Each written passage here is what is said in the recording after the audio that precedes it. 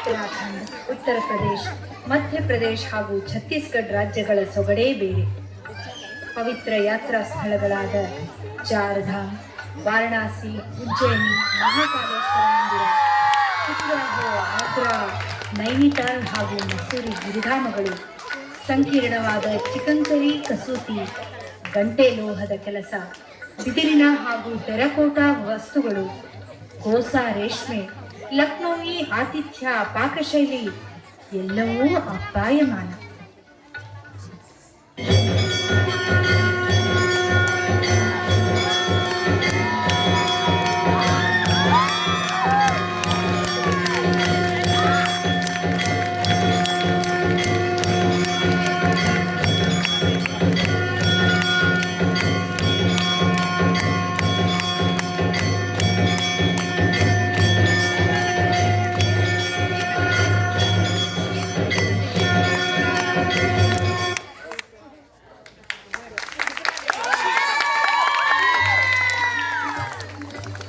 ಬಿಹಾರ್ ಮತ್ತು ಜಾರ್ಖಂಡ್ ರಾಜ್ಯಗಳು ಕಲ್ಲಿದ್ದಲು, ಕಬ್ಬಿಣದ ಅದಿರು, ಮೈಕಾ, ಬೆರಗುಗೊಳಿಸುವಂತಹ ಜಲಪಾತಗಳು, ಲೀಚಿ ಹಣ್ಣುಗಳು ಹೀಗೆ ಹೇರಳವಾದ ನೈಸರ್ಗಿಕ ಸಂಪನ್ಮೂಲಗಳಿಗೆ ಹೆಸರುವಾಸಿಯಾಗಿವೆ.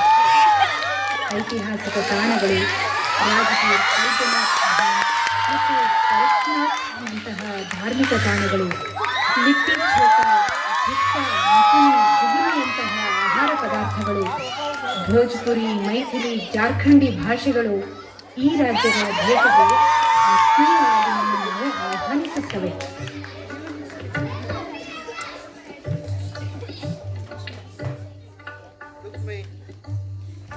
दुख में सुमिरन सब करे, सुख में करे ना कोई, जो सुख में सुमिरन करे दो दुख काहे होए, धीरे धीरे रे मना धीरे सब कुछ होए, माली सींचे सो घड़ा रुत आए फल होए. Thank you.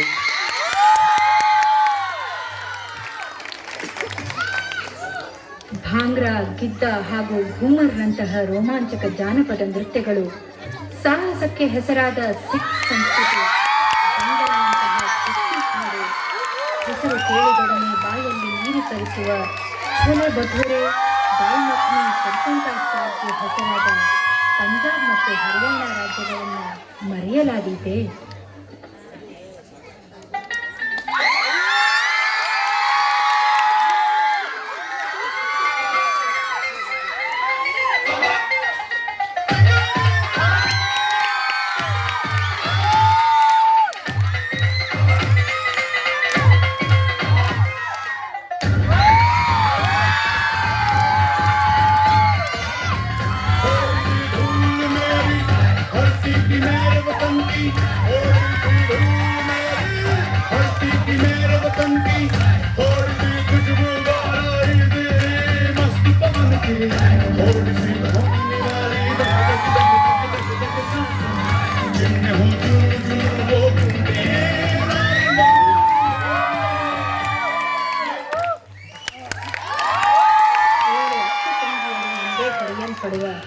ನಮ್ಮ ಪಶ್ಚಿಮ ರಾಜ್ಯಗಳಾದ ಮೇಘಾಲಯ, ಮಿಜೋರಾಂ, ತ್ರಿಪುರ, ಅರುಣಾಚಲ್ ಪ್ರದೇಶ್, ಅಸ್ಸಾಂ, ನಾಗಾಲ್ಯಾಂಡ್ ಮತ್ತು ಮಣಿಪುರಗಳ ಭಾಷಾ ವೈವಿಧ್ಯ, ಕಾಜಿರಂಗ ರಾಷ್ಟ್ರೀಯ ಉದ್ಯಾನವನದ ಖಡ್ಗಾಂಗುಗಳ ಹಿಂಡು, ತೇಲಾಡುವ ಉದ್ಯಾನವನ, ಬಿದಿರಿನ ಮನೆಗಳು, ಕರಕುಶಲತೆಯ ವಸ್ತುಗಳು, ಮಧೋವಾದ್ಯಕ್ಕೆ ಬಿಹು ನೃತ್ಯದ ಹೆಜ್ಜೆ, ಅಸ್ಸಾಮಿನ ಚಹಾ ಪರಿಮಳ ಇವುಗಳ ಸೊಬಗನ್ನು ವರ್ಣಿಸಲು ಮಾತೇ ಬಾರದು.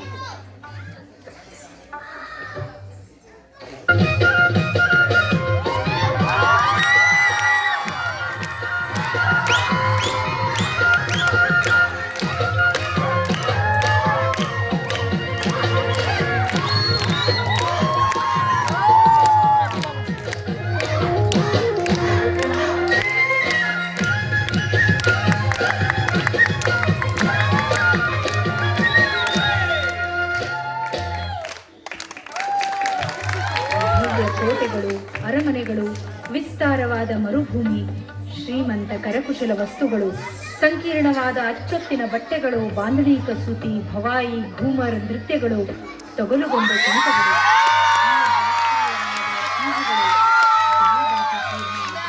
ಮತ್ತು ಘೇವರ್ನಂತಹ ಭಕ್ಷ್ಯಗಳಿಗೆ ಹೆಸರಾಗಿರುವ ರಾಜಸ್ಥಾನ ಮತ್ತು ಗುಜರಾತ್ ರಾಜ್ಯಗಳು ಹಣ್ಣುಗಳಲ್ಲಿ ನಮ್ಮನ್ನು ಕೈಬೀಸಿ ಕರೆಯುತ್ತವೆ ನೋಡಿ.